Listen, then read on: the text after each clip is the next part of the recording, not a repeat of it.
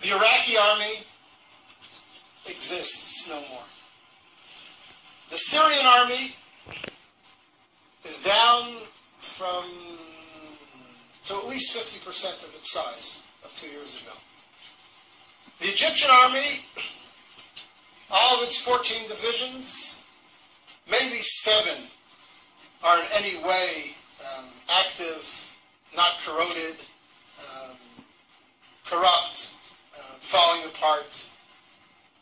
The Arab military threat to Israel has evaporated.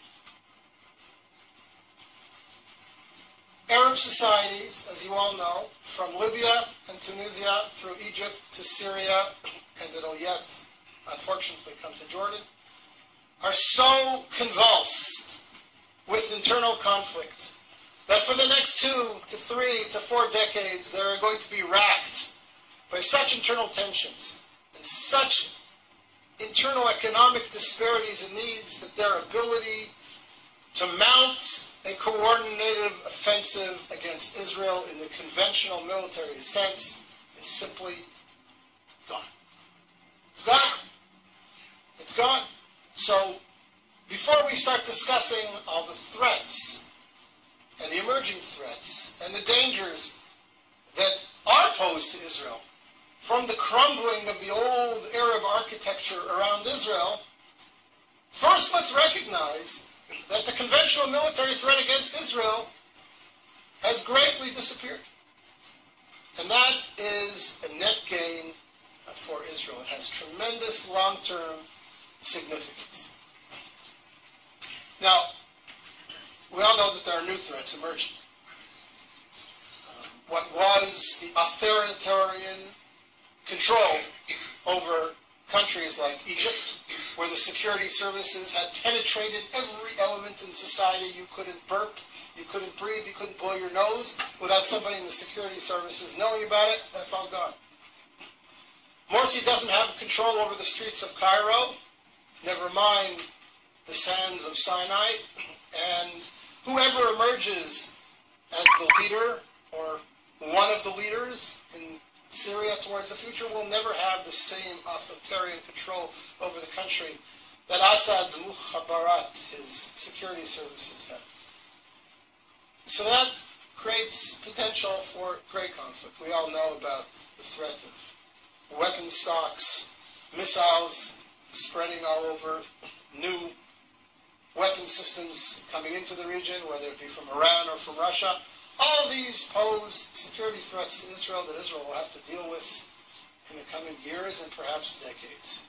But the conventional military threat, the Israeli fear that the combined armies of Egypt, Iraq, Syria are going to mount a coordinated offensive like they did in the Yom Kippur War against Israel, that's gone. That's gone, thank God, it's gone.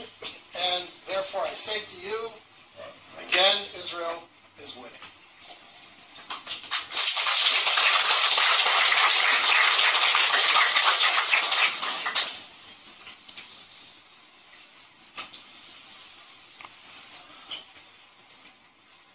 Point number 9, in grand historical terms, of course Israel is winning. Look at the society that's been created in Israel. Look at the creativity of the Israeli community. Look at the vibrancy of life in Israel. I look at my kids. I have a son-in-law who's a software engineer in Israeli military intelligence. I have a daughter doing her PhD in genetics at the Hebrew University. I have a daughter studying architecture at Ariel University in Samaria. I have a son completing his bachelor's degree in computer science in high school, and he will graduate high school with his degree in computer sciences, and he has studied intensively 17 tractates of the Talmud, and he knows his Bible inside out and backwards. And I have 2 younger kids who are in younger grades, and I look at them and I see their contributions and their future contributions to Israeli society, and I look at their friends who are all doing similar exciting things, And one of my daughters is a little bit of an artist as well. And you look at this and you say, what a wonderful youth we have. What a powerful country we have.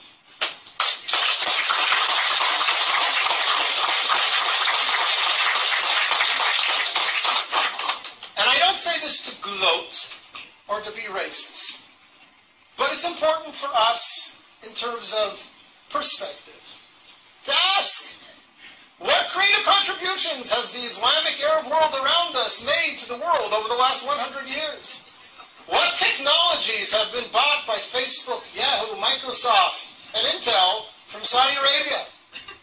What's the gross national product of all 40 Arab countries around us put together, leaving oil aside?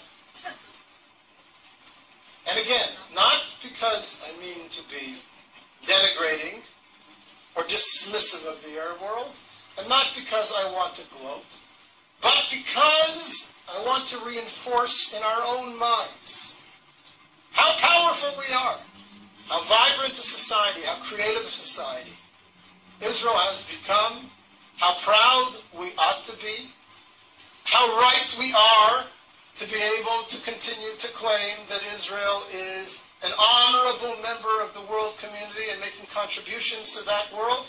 It's important for us to remember that. You're winning. We have a wonderful country, and it will yet do great things for the Middle East and for the world.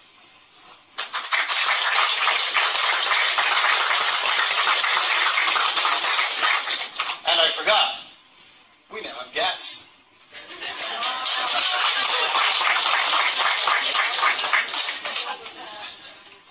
Milk and honey, we're still looking for the honey. And oil, I don't think we're going to ever find, although there is shale.